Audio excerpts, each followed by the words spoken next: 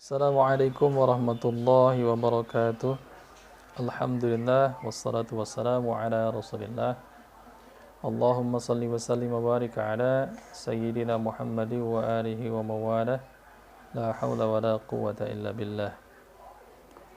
Allahumma aftah lana wa lakum futuhal arifin bi rahmatika ya arhamar rahimin. Allahumma salli wa sallim wa barik ala سيدنا محمد وآله وأصحابه وأزواجه وذريته وأهل بيته رضي الله عنهم ولمن شيخنا خصوصا المصنف المخلصين شيخ إبراهيم الباجري وخصوصا شيخنا شيخ نواوي بن البنتني وخصوصا شيخنا كي حجي خير أفضل من يتسمى وخصوصا شيخنا كي حجي إبراهيم بن الحاج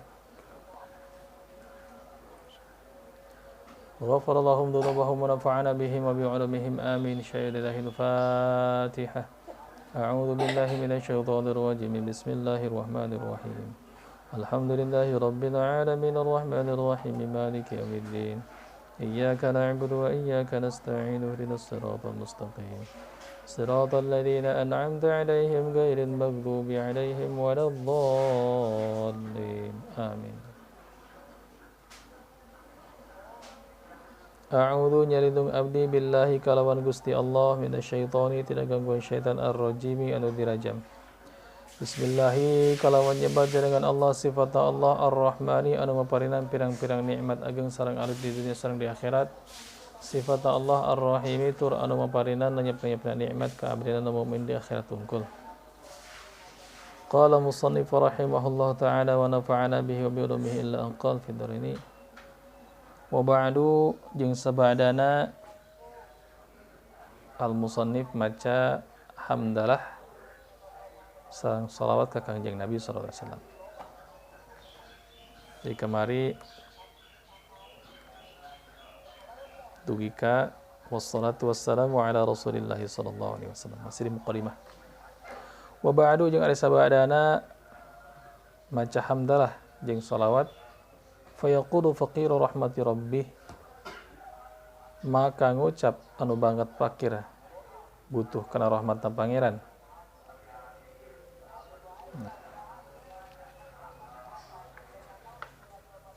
al khabir anu uninga kana jeroan sakabeh perkara khabir al basir anu uninga kana sakabeh maujud ia netelakan sifat-sifat Allah. Saha ngucap anu sebutkeun faqiru rahmati rabbih nyaeta Ibrahim al-Bajuri. Syekh Ibrahim al-Bajuri. Numutkeun guru urang sadayana nyaeta Kyai Haji Khair Apandi. Syekh Ibrahim al-Bajuri teh gaduh titel doktor, profesor doktor ya. Profesor doktor di negeri Bajur. Hiji kampung anu aya di negara Mesir. Jadi tinggalnya di Mesir, maka gelarnya jadi Bajuri. Seperti misalkan Syekh Nawawi bin Umar al-Bantani, Syekh Nawawi orang Banten.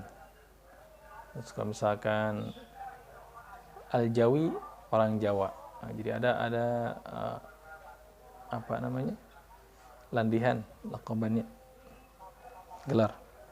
Al-Bajuri orang Bajur, nah, satu daerah yang ada di Mesir. Ini mungkin saja beliau seorang rektor di Universitas Azhar yang sekarang ya. Rektor itu apa? Rektor itu pemimpinnya para dosen ya. Rektor, tanya ke Tete Aminah, Masya Allah. Dzu taqsiri Ibrahim Bajuri dzu taqsiri anu lalabora sagawaya atapi anu yang ceroboh talaba minni geus menta ka kami saha ba'dul ikhwani sawarena ikhwan sawarena dulur babaturan. Jadi ini saking tawadhu'nya pertama dia menyebutkan faqiru rahmati rabbih. Tawadhu itu apa? Sifat merendahkan diri di hadapan Allah. Nah, jadi tidak ada apa-apanya gitu. Nah, jadi apa namanya tawadhu? Mintakan bahwa dia seorang faqir rahmati rabbi, dzu taksiri, yang ceroboh. Terus talaba minni, telah meminta kepadaku, siapa? Ba'dul ikhwan, sebagian sahabat, sebagian ikhwan.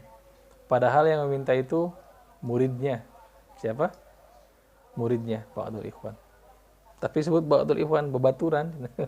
Masya Allah, tawadhu sekali ya. Aslahallahu li wa lahum al-hala wa sya'na. Aslahallahu li wa lahum al-hala wa sya'na. Mugi Allah nga'islahkan ke kami wa lahum jengka ba'dul ikhwan al-hal, tingkah wa sya'na. Jadi nyumponan Ibrahim Bajuri karena eta pamintaan aktaba, karena aktuba, karena yang tah nuliskan lahu pikeun eta ba'du, pikeun irisan wa risalatan, hiji risalah tashtamilu ala sifatil maula, tashtamilu ala sifatil maula, karena yang tah istimalkan ala sifatil maula, sifat-sifat anu agung anu luhur, wa adadiha jeung lalawarana eta sifat anu luhur. Eta sifat anu 20 teh nya. Jadi ba'dul ikhwan meminta, wahai Syekh, buatkanlah satu kitab yang kecil untuk dibawa ke Indonesia. Siapa ada ba'dul ikhwan ini? Menurut guru kami, beliau namanya apa? Ada salah satunya Syekh Soha. Syekh Soha yang ada di Bunikasih Cianjur. Yang satunya Syekh Azroi, kalau tidak salah di Garut. Nah, dua ini yang pernah belajar langsung, alias muridnya langsung Syekh Ibrahim Al-Bajuri. Yang satu orang Cianjur, namanya siapa? Syekh Soha, yang ada di Bunikasih. Ini gurunya Mama Gentur. Yang satu Syekh Azroi, apa namanya, yang di Garut, sama. Ini nyambungnya nanti ke Wak Khair Ajengan. Jadi guru-gurunya nyambung ke sana. Karena Wak Ajengan pun pernah belajar di Cianjur rupanya. Cianjur ke Tasik, nyambung-nyambung masalah sanadnya. Jadi saya Ibrahim Al-Bajuri punya murid yang disebut dengan Ba'dul Ikhwan. Yang ketika mereka mau pulang, ya Syekh buatkan satu kitab yang kira-kira jadi patokan gitu. Kitab-kitab kecil dari akidah Ahlus Sunnah wal Jamaah. Nah gitu. Kitab apa? Kitab yang di dalamnya merangkum sifat-sifat maula, sifat-sifat ketinggian, sifat-sifat keagungan. Artinya sifat 20 tadi. Kenapa cuma 20? Kan sifat Allah itu banyak, masa cuma 20? Awasnya. Dengan sifat 20 ini kita sudah cukup bisa ma'rifat kepada Allah. Karena otak kita tidak menampung, tidak kuat melebihi 20 ini. Coba saja. 20 pun belum dipelajari semua. Kalau misalkan lebih dari 20. Sifat-sifat Allah itu banyak sekali, dikumpulkan dalam 3. Al-Kamal, Al-Jalal, Al-Jamal. Kamal, sifat-sifat kesempurnaan. Al-Jalal, sifat-sifat keagungan. Al-Jamal, sifat-sifat keindahan. Dikumpulkan dengan 3 itu. Nah, para ahli kitab, para ulama tauhid, ulama akidah, bagaimana supaya orang-orang awam ini memahami sifat-sifat ini supaya gampang dicerna? Maka disusunlah risalah atau patokan-patokan dasar di kurun-kurun abad awal di para tabi'in tahun 200 ke 300 nah gitu. Ada yang bernama Al-Imam Abu Hasan Al-Asy'ari, dan satu lagi Al-Imam Abu Mansur Al-Maturidi menyusun patokan-patokan ini. Ke bawahnya nanti ada Imam Sunusi. Nah, ini yang paling gampang dicerna. Saya Ibrahim Al-Bajuri buatkan kitab untuk Ba'dul Ikhwan, dibawa ke Indonesia ke sini. Sifat-sifat 20 yang sedikit kita pelajari, yang dari wujud, qidam, baqa, mukhalafatul lil hawarithi, qiyamuhu binafsih, wahdaniyat, kudrat, iradat, ilmu, hayan, sama basar, kalam qadiran, muridan, aliman, hayan, sami'an basiron, mutakalliman. Pahami itu sifat wajibnya dan pahami Sifat mustahilnya, insya Allah ma'rifat cukup. Ma'rifat itu apa? Ma'rifat itu bahasa gampangnya kenal. Ada yang alamu kenal, tahu dan kenal kan beda. Tahu Pak Jokowi, tahu. Siapa dia? Presiden. Kenal nggak? Nggak tahu sih. Jam berapa dia tidur, apa makanan yang dia sukai, makanan apa saja yang dia tidak sukai, hobinya apa saja. Kalau udah kenal tuh kenal semuanya. Kenal kamu sama Pak Jokowi? Kenal. Dia tuh wah saya. Oh, wah kamu. Emang dia gimana? Oh, dia mah kebiasaan kalau tidur ngorok misalkan ketahuan. Misal. Nah gitu. Jadi kalau udah kenal tuh, oh dia kebiasaannya lagi pagi makanan enak, apa namanya sehat dan bergizi, dia tidak suka yang asin-asin misalkan. Itu yang disebut dengan kenal. Kalau udah kenal enak tuh. Kita punya apa namanya keinginan, minta tinggal telepon, langsung dijawab. Nah, itu dengan makhluk. Kalau dengan Allah, tuh, maha segala-galanya. Raja di atas para raja. Bahkan tidak ada raja selain Allah. Itu dia apa namanya, kalau kita ada sesuatu yang diinginkan, cukup angkat tangan. Minta Allah, bahkan Allah beri sebelum kita meminta. Itu kalau kenal seperti itu. Wa ma yajuzu fi haqqihi ta'ala jeung perkara anu wenang dina hakna Allah Ta'ala. Wa ala ma yajibu fi haqqihi rasul wa ma yastahilu fi haqqihim. Jeung kana perkara anu wajib fi dina haqqihi rasul. Hakna para rasul wa ma yastahilu fi haqqihim. Jeung perkara anu mustahil di para rasul.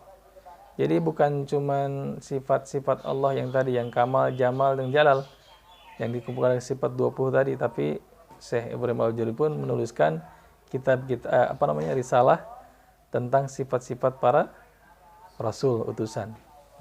Akidahnya 2 tuh. Jadi kalau di jumlah-jumlah, masih ingat? 20 sifat wajib di Allah, 20 sifat mustahil di Allah, jumlahnya berapa? 40 tambah 1 yang jaiz di Allah, berarti 41.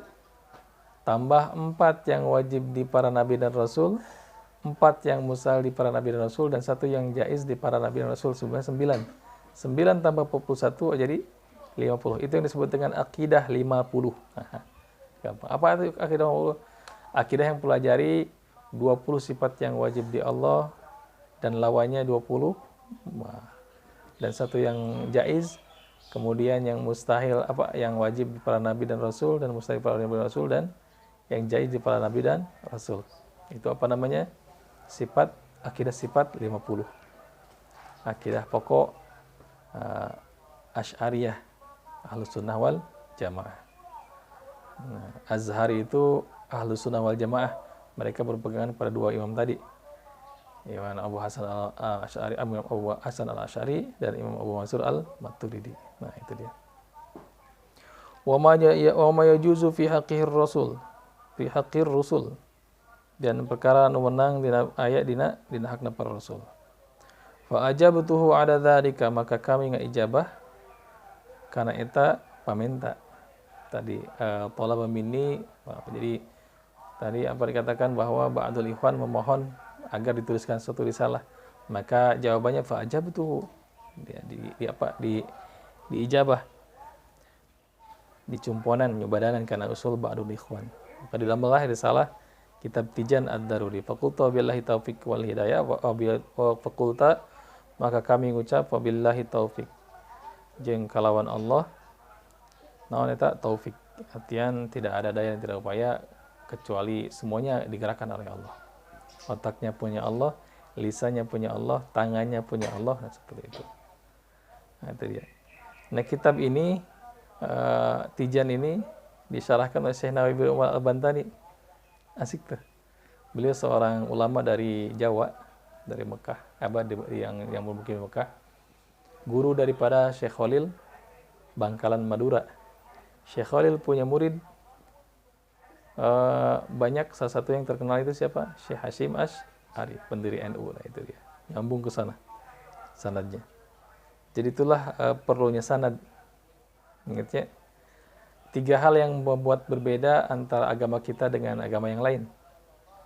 Ada di agama kita, nggak ada di agama yang lain. 1, agama Islam ini bersanad ilmunya. Satu sanad, kedua nasab, ketiga apa itu? Riwayat. Sanad, nasab, riwayat kalau tidak salah. Jadi dari guru ke guru sampai ke Rasulullah nyambung. Contoh fikih misalkan. Kita belajar fikih dari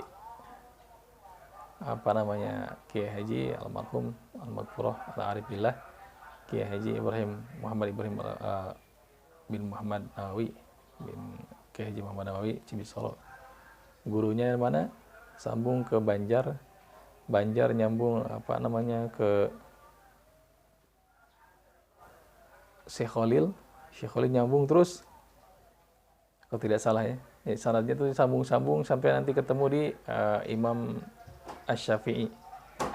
Imam Asy-Syafi'i punya guru namanya Imam Malik punya guru An-Nafi' Maula Ibnu Umar. Punya guru Imam Nafi' punya guru Imam Ibnu Umar, sahabat Nabi, putra dari Umar bin Khattab. Ibnu Umar belajar langsung dari Rasulullah SAW. Jadi sambung terus. Tauhid pun sama, ada sanad. Ada nasab. Nasab itu seperti turun-temurun dari lahir. Nah, sekarang para habaib ke bawah. Nah, itu dia. Itu yang tidak ada di agama lain. Yajibu, wajib,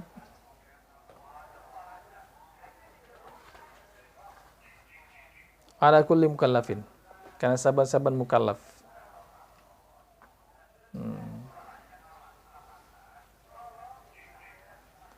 Kulli mukallafin.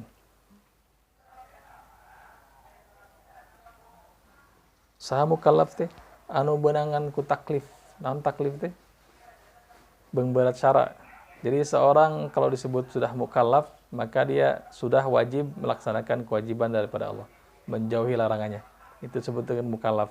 Sebutnya taklif syara. Dan kalimat la yukallifullahu nafsan illa wus'aha, Allah tidak akan memberatkan, pemberatnya. Kallafa yukallifu.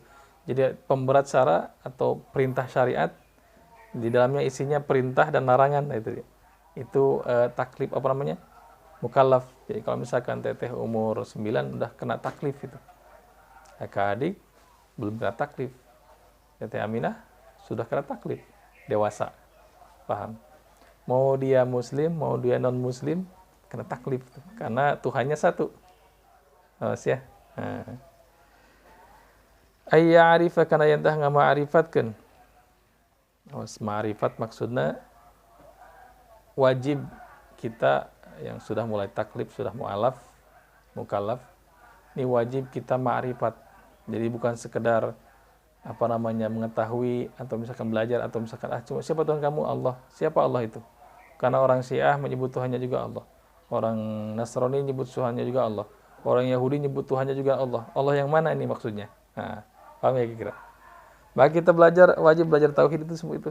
Biar kenal Allah yang seperti apa, Allah yang bagaimana, yang kita sembah siang dan malam, yang kita memohonkan pertolongannya kepadanya, yang kita tempat bergantung kepadanya. Jangan sampai kita salah alamat. Gitu. Allah ini mana? Allah yang di langit, Allah yang di Ka'bah, Allah yang di mana-mana. Nah itu udah bingung kan? Maka kenalkanlah kita pelajari tauhid ini biar kita mengenal siapa Tuhan kita yang kita sembah selama ini secara benar dan secara masuk akal. Pasti agama ini, agama Islam ini agama masuk akal.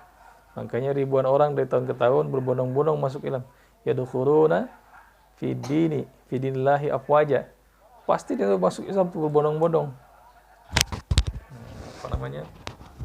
Jadi dari tahun ke tahun, dan yang uniknya kalau sudah masuk Islam mereka tidak keluar lagi dari Islam. Unik. Orang mungkin masuk agama lain, cari kebenaran, mentok keluar tuh. Tapi kalau masuk Islam, rata-rata jarang yang keluar dari Islam, kembali lagi ke kafir. Kecuali orang-orang yang lemah iman, yang memang godaannya godaan dunia. Nah, seperti itu. Kalau diadukan dengan akal dan logika, masuk Islam. Agama ini. Nah, apa yang diwajibkan seorang mukallaf? Dia wajib ma'rifat. Kenal. Kenalnya apa? Berapa persen? 100%. Ingat ya. Bukan 1%, 75%. Iman di hati masih 75%, masih kafir tuh. Iman di hati 50%, apalagi? Enggak, ini masih 99%, masih kafir. Harus 100% pol gitu. Meyakini. Contoh, kita wajib meyakini bahwa Allah bersifat wujud. Ada. Sedikit pun tidak boleh ada keraguan. Ada gitu Allah teh. Kalau ada, mana ya bentuknya, bagaimana, di mana, sedang apa? Bingung kan? Asal itu. Tapi kalau misalkan yakin tuh, yakin Allah tuh ada. Dan Allah tidak butuh tempat. Dan Allah bukan di mana-mana. Tapi Allah meliputi semuanya. Meliputi semuanya. Simple. Begitu. Apa yang di Ka'bah itu Allah? Bukan. Itu arah. Paham nggak? Apa yang di langit itu Allah? Allah di langit. Di surah Miraj ke atas katanya. Bukan, milik langit itu milik Allah. Bumi sama seperti bumi pun milik Allah. Jadi kalau milik Allah semuanya makhluk. Selain Allah, makhluk. Mustahil Allah diam di makhluk. Jadi kalau misalkan ada orang bilang Allah duduk di aras, Allah duduk di makhluk. Nah ini kalau tauhid itu butuhkan logika yang benar-benar tajam ini. Kalau enggak tergoyahkan dan terbantahkan nanti. Mungkin kalau sesama kita bisa saling bantah. Tapi kalau dengan hadapan dengan orang-orang ateis, orang-orang yang tidak beragama, atau berhadapan dengan orang-orang di luar Islam, wah, orang seperti ini kelabakan ini. Orang menyatakan Allah duduk di aras, di langit. Kelabakan gimana? Mereka tidak mampu meyakinkan dengan logika ke siapa? Ke orang-orang yang memang tidak meyakini adanya Allah. Begitu. Apalagi mewujud-wujudkan Allah, membentuk-bentukan Allah. Nah, sudah. Jadi tingkat keyakinan itu ada 5, ingat-ingat. Tingkat keyakinan ada 5 ini. Yang pertama, khayali, hayalan. Ini paling bawah keyakinan. Orang menghayal, hayalnya begini. Sebenarnya, ini yang belum pernah melihat pocong misalkan. Atau kuntilanak, pocong itu kita ada enggak ya? Dibayang-bayang, kuntilanak itu mungkin rambutnya panjang, seperti di cerita-cerita. Terus pokoknya dia hantu wanita lah, jin wanita lah, seperti itu mungkin. Ketawanya nyaring gitu, gitu. Ada nggak kuntilanak? Nah orang yang belum pernah ketemu menghayal itu. Katanya sih ada, tapi tidak. Saya belum pernah lihat, ada juga di TV-TV itu. Nah itu khoyali namanya. Keyakinan di bawah 25%. 10%, 20%. Nah, naik dari khoyali ada yang namanya waham, sangkaan. Waham itu udah naik dari 25%, 30 ke 40 tuh. Agak yakin dikit. Tapi bener nih ada kayaknya kuntilanak di bawah pohon pisang biasanya atau di pohon duren sambil uncang-uncang gitu. Buktinya teman kemarin ada yang dengar kayak kemarin di abrasi itu. Jelas banget tuh ketawanya. Gitu. Apa lagi di luar. Ini naik daripada ini lagi ngejelasin bab ma'rifat ya. Keyakinan. Tadi kan khoyali. Naik ke khoyali itu waham. Sangkaan. Kuntilanak itu nggak ada pertamanya nggak percaya. Pas begitu apa di sana dengar ada suara nyaring sekali yang ketawa perempuan. Itu Kang Iman, Mang Kiki siapa dipanggil. Oh iya keluar. Bawa balok, kita kejar. Dikejar itu. Dikejar sampai ke atas, ke masjid. Ada kak? Nggak ada, udah jangan takut-takut. Sebelah sana kan makam. Gak ada yang berani. Suaranya jelas banget itu. Kalau ada ketemu sekelebat bayangan. Cuman anjing menggonggong kan terus-terus ngejar suara. Dikejar sama anjing. Dikejar lagi sama kita, orang itu. Malam itu. Apa dengar langsung suaranya nyaring sekali. Itu namanya waham. Masih belum percaya karena apa? Karena sangkaannya belum yakin, belum ini. Cuman baru dengar suaranya aja. Nah, bagi orang yang sudah ketemu, wallahu alam mungkin. Nah, naik dari waham itu ada namanya syak, ragu. Syak, ragu. Jadi pertama tadi khoyali, masih mang-mang. Nggak ada mungkin. Naik dari khoyali itu udah waham. Waham itu udah mulai ada yakin dikit. Ya 30% lah, keyakinan 40%. Nah, naik dari itu namanya syak. Syak itu setengah-setengah. Bener apa iya sih? Apa enggak sih? kayaknya benar deh, tapi enggak. Nah, syak, tengah-tengah. Karena dia mendengar suara dan melihat langsung misalkan. Tapi mungkin ini kucing putih mungkin yang lompat atau apa yang terbang atau kilasan mata mungkin yang lihat. Nah, dia belum yakin. Tapi setengah-setengah 50% namanya syak. Ada naik dari syak namanya dhon. Ingat-ingat. Syak, dhon. Dia sudah 75%. Kalau syak masih 50%. Dhon. Nah, kalau dalam fikih ini dhon mukallaf, keyakinan kalau misalkan gini, kita sholat maghrib, wudhu, terus ikut majelis sampai isya, nungguin isya, kentut, kentut, nanti gampang wudhu lagi. Pas azan isya biasanya tuh dia tidak wudhu lagi, langsung sholat isya biasanya. Cuman waktu itu kentut kebetulan. Kata dia, nanti ya wudhu lagi lah, gampang. Pas begitu sholat isya, lupa nggak wudhu lagi, langsung sholat. Allah Akbar. Ini sah nggak sholatnya? Coba. Tergantung yang akan sholat. Tergantung yang sholat tadi. Apa dia berkeyakinan bahwa dia tidak batal wudhu? Apa dia dia lupa benar-benar pas begitu Allah Akbar. Tadi tuh kentut enggak ya? Biasanya kan dia langsung sholat. Enggak kayaknya. Kentut kayaknya. Kalau dia yakin ini kayaknya kentut ini, nah, maka batal sholatnya, harus wudhu lagi. Tapi kalau kayaknya yakin saya nggak kentut, biasanya juga saya sholat maghrib nyambung ke isya nggak wudhu lagi, kayak gitu. Terusin aja, sah asal diyakin di hati 75%, sebut dengan dhon, namanya dhon mukallaf. Itu fikih tuh. Kiblatnya ke sana. Selama ini kan ada teman teteh kesini main, kiblatnya ke sini. Allahu Akbar, gak ada yang ngasih tahu. Kamu kenapa sholat ke sana? Kan kiblat. Oh ya, kiblat mah ke sana. Saya emang nggak tahu. Dia sah sholatnya. Asal jangan dikasih tahu aja. Paham gak kira? Sana yakin ke sana. Apa ya sangkaan? Kayaknya ke sana deh Alia sholatnya. Bukan ke sini. Jadi ke sini. 70% yakin. Nah, itu disebut dengan dhon. Paham ya? Itu paham. Naik dari dhon sebut dengan yakin. Nah, ini maksud yakin tuh. Yakin tuh udah pernah kalau misalkan ketemu dengan kuntilanak, benar-benar lihat di depan mata, bung gede. Seperti itu. Bunyinya, rupanya, nah itu yakin. Sehingga kalau dia nyerita itu yakin sekali. Orang yang pernah ke Mekah, bukan ke Mekah, misalkan ke Irak, ke Turki, pulang nyerita dia. Turki itu gini. Wah. Ada orang yang nonton TV. Turki itu seperti ini. Beda ceritanya nanti. Yakin mana antara orang yang pernah ke Turki dengan orang yang pernah nonton TV Turki. Di Turki itu ternyata sampah banyak, kumuh, sama seperti kita.